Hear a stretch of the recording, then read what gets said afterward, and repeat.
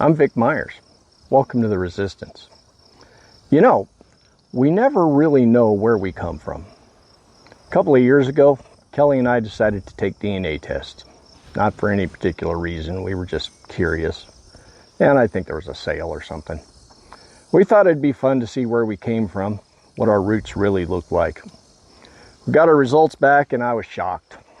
I grew up learning that my grandpa was Native American, Cherokee or Kiowa or something. And I was always proud of that, and I thought I'd one day find out more about it. You know, put some facts to the family lore. But when the results came in, 0 Native American ancestry.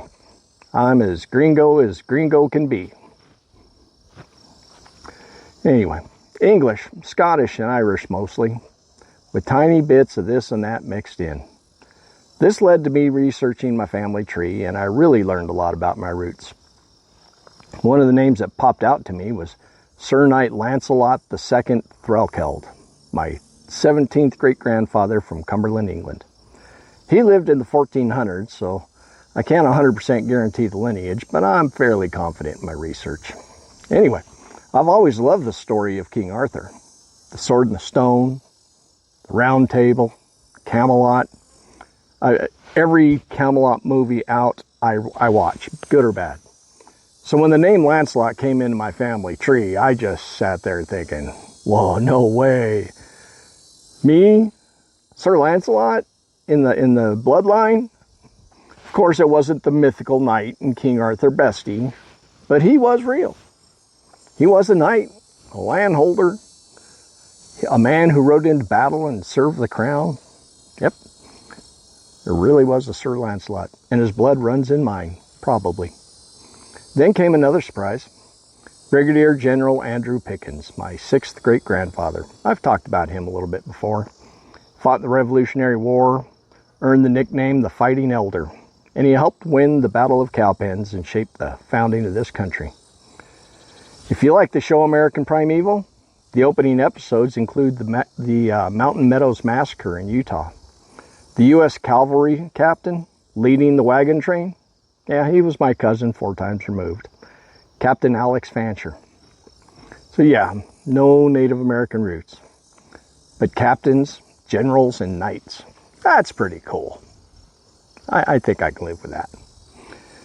And then I found Polly Yancey Holman. She's one of my 32 fourth great-grandmothers. She was born in 1822 in Rockingham County, North Carolina. She married Samuel Turney Hughes in 1841, and they moved west. And she died in Texas in 1891. Now, at first, she was just a name. A couple of dates, a couple of locations. She didn't lead any famous battles or wear armor in the name of a king.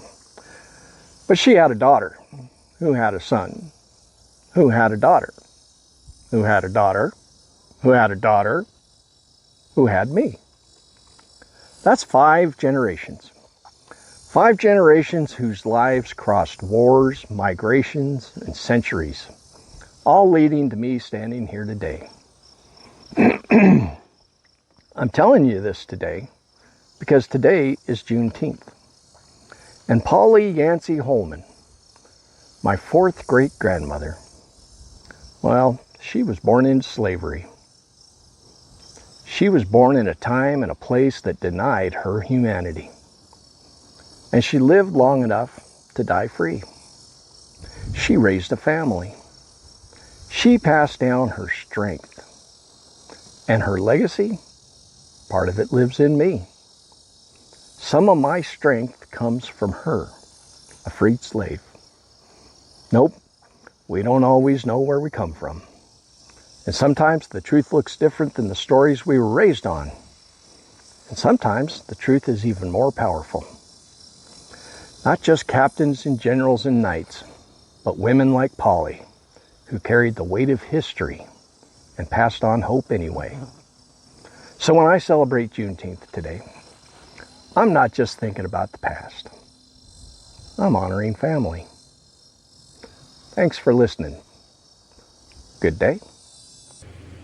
Ain't getting no action out of my puppies today. It's too hot outside.